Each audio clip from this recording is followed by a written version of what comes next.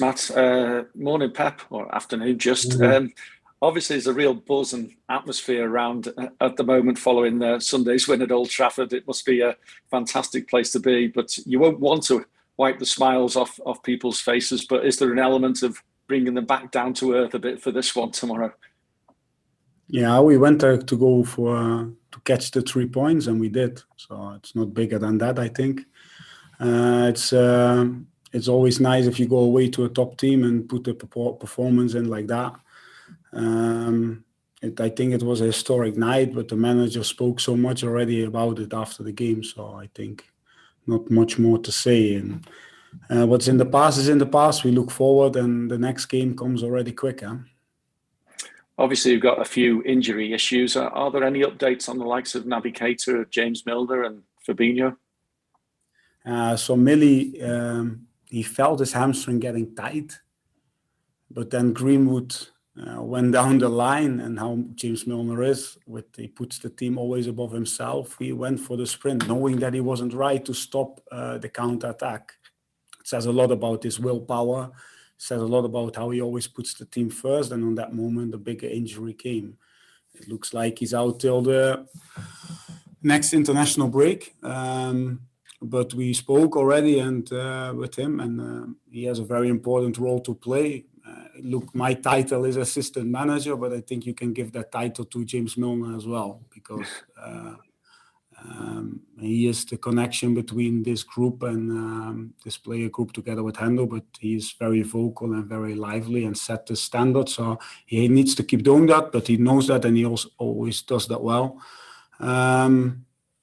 So Naby, I think it's just, I think we should speak about the VAR, because it's a major advantage, in my opinion, to protect players after what happened there, to look back. And we always discuss, and sometimes we whine or whatever about the referee or the performance of the VAR. But this is exactly why it's there, to make the game more honest, to protect our players. And that's what happened. And that's what I really liked. So it was a bad tackle.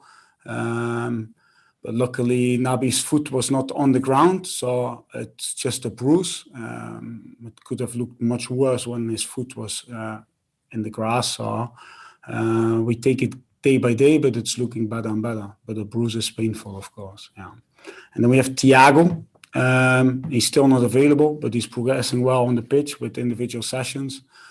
So Brighton will come close, probably not, but he's almost back. What's really important for us, of course, looking to our situation as well. And then Fabinho, we assess him day by day, but he's not rolled out for the weekend, but he's rolled out for tomorrow.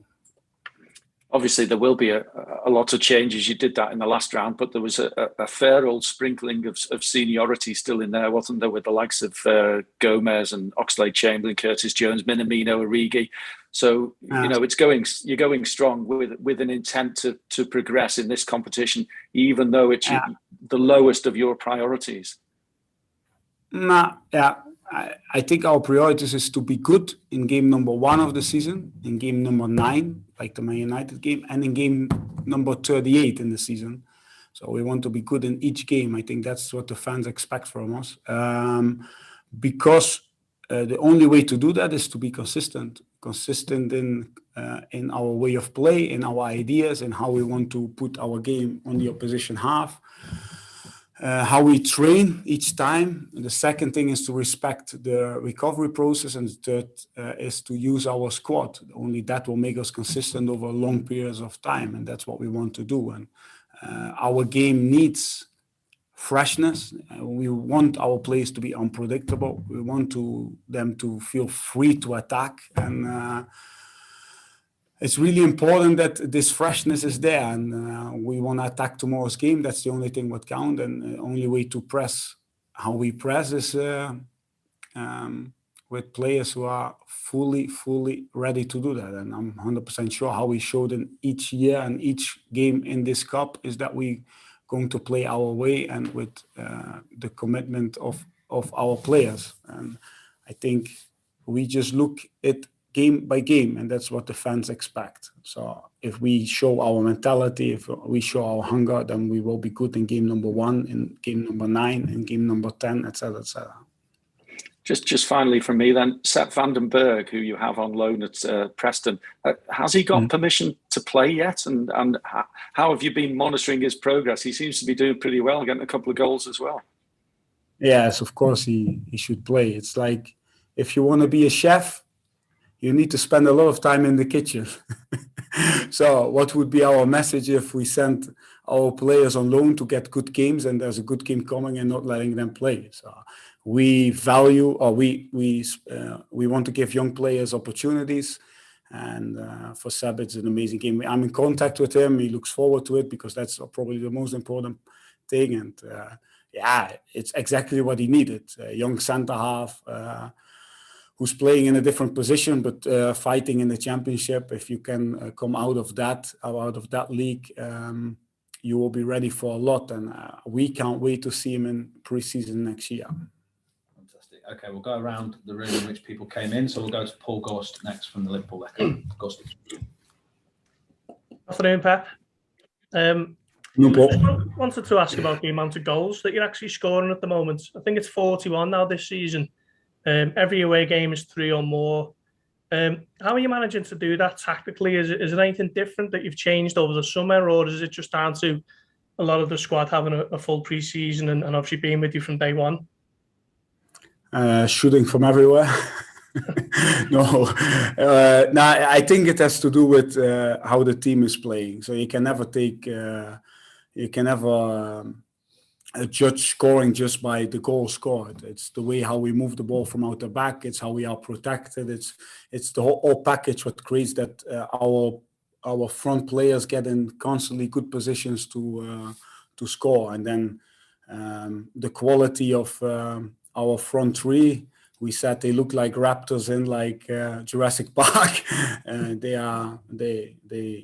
They go for it. They are lethal, and that's what we want, of course. So if you score in the right moments, these games, example against Man United, can happen as well, like that. Yeah. But did we change anything? No. We always just want to improve, but sometimes improving is just going back to basics, and that's what we did in the preseason. And also top players, and of course we have a few. I think they need a break. They need. After emotional periods, after a lot of finals, a lot of intense seasons, it's good for them to have a break, because what I said before, if you want to reach consistency, you have to respect recovery, the process of recovery, not only between the games but also between the seasons. And I think for long may it continue. Yeah.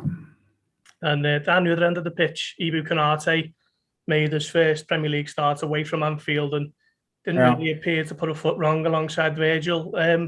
What is it that you, the coaching staff, see in him, and how's he settled since the move in the summer, and what do you think his ceiling can be in the game? Because he's obviously only very young, but looks very accomplished. Yeah, first of all, big compliment to Ibu. Also big compliment to our last line, I think, but especially for Ibu, because coming in against United is never easy. It shows over the last years, the results there and how we perform there. So big compliment to him, because if you talk about Man United, you talk about speed. If you talk about Man United, you speak about lethalness as well. So it's not easy to control the speed of Rashford, of Greenwood, of the speed and mind of Bruno, and the lethalness of Cristiano in the box. So that was only possible by us staying away from the goal for long times, as high as possible, and how he controlled together with Robbo, Trent and Virts. That's why I want to say a big compliment to our last line. How he controlled these movements and this speed was from an absolute top level. And you see Ibu, I said it the last time, he's a beast. So if you play with a high line, if you play with a lot of space in your back, if you want to keep the position far away from your own goal, you need speed in your last line. And we have 4 players with real speed. And I say the 4, I mean Joel, Ibu, Verge, and Joey. Did I say Joey or Ibu? So Joey as well. So what I'm trying to say is that we have these 4 centre halves who have the characteristics to play in our way and add so much to our style. Thank you, Pep. Thank you, Gosby. Appreciate that. Okay, let's go to Phil Casey from the Press Association next, and then to Neil Jones. Phil. Thanks. Hi, Pep. I was just wondering, I know you mentioned earlier on it was sort of just 3 points at Old Trafford, but can you just give us a sense of the atmosphere perhaps afterwards in the dressing room after such a fantastic performance? You know, at Atletico, when they scored the 2-2 in Madrid, everybody who was there can know the sound of the stadium in Madrid. The sound in the dressing room was like in Madrid when they scored the 2-2. I don't know who bought the new speaker, but we have a new speaker, and yeah, it's good. I think they could hear us in Liverpool. So Yeah. it was how the gaffer always says, I don't want to make it bigger, but it was a big one. So. And after a result like that, how difficult is it to refocus on a different game, or does it help that in this instance, obviously there's going to be changes made to the regular 11, perhaps against Preston? Yeah, we are trained to do this. No, we are used to do this, to play every 3-4 days. How I said, if you want to achieve big things, you have to focus on the small things. So the small things means we have to do the session after the game right. We have to do the recovery process right for the players who played.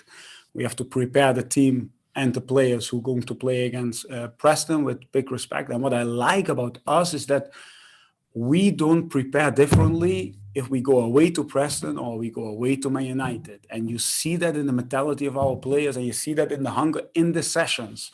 So, and as long as that's the case, if the day before the game, the session is so intense and so quick and so difficult for the starters, we are really confident to attack the next game, and that's what we want. Going game by game, going session by session, going recovery by recovery, focusing on the small things, doing these things right, being ready, and show our fans away at Preston our hunger, our desire, and our way.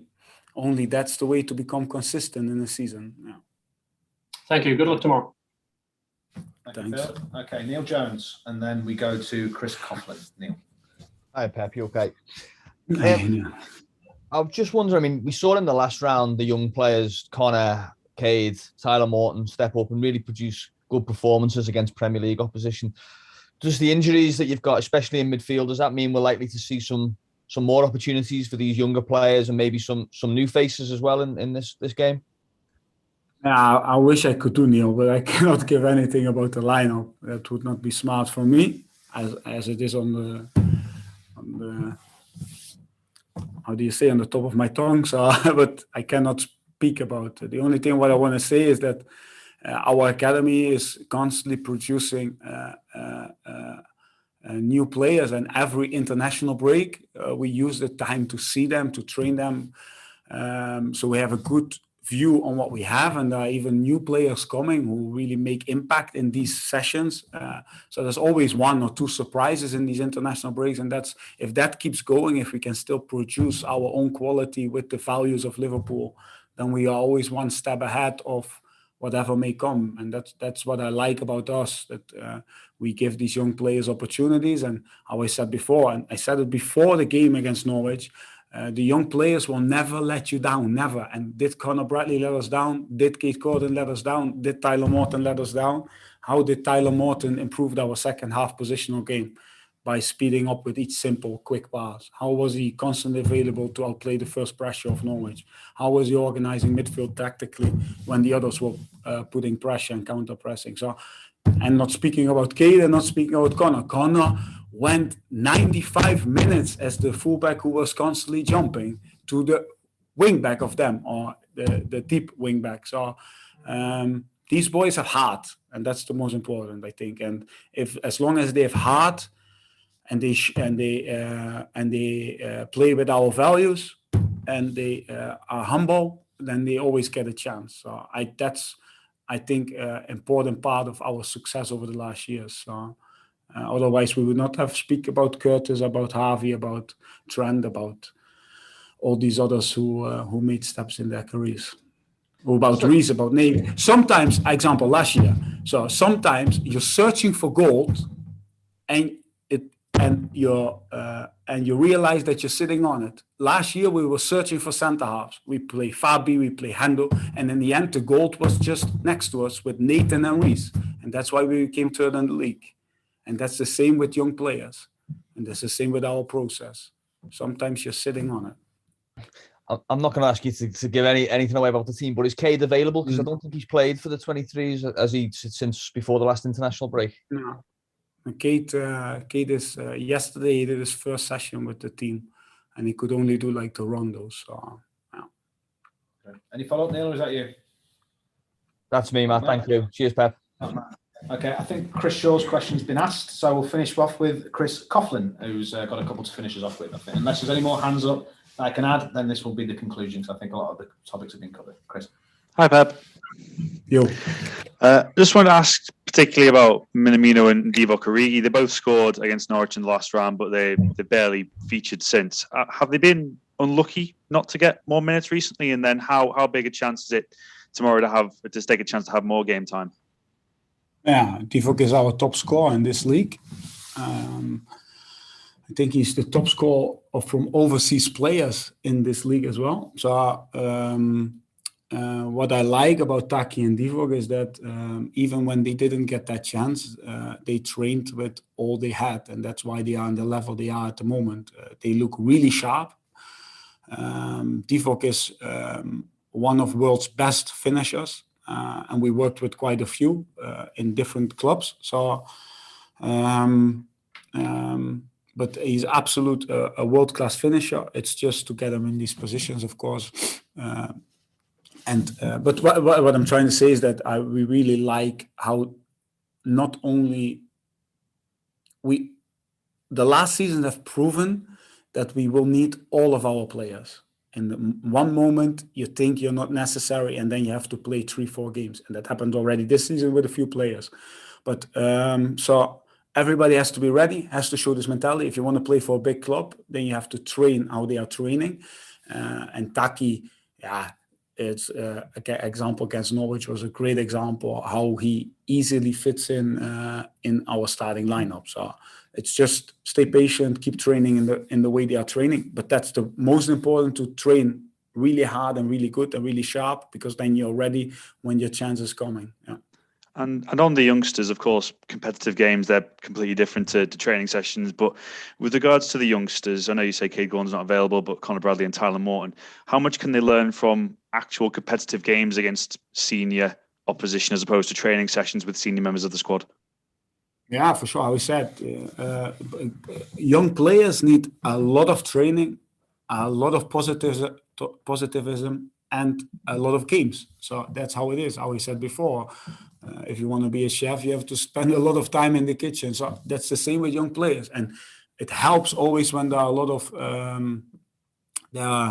lot of models around you, a lot of good players around you who show you the way, and that's one of our strengths, that we are educating a new generation of players, and there's always new generations coming. But as long as our seniors accept them and help them and develop them and constantly speak with them, their future will be good. And that's what I like about the stability in our club, is that we constantly search for these processes. And this only happens with stability inside the club. This will never happen with changes.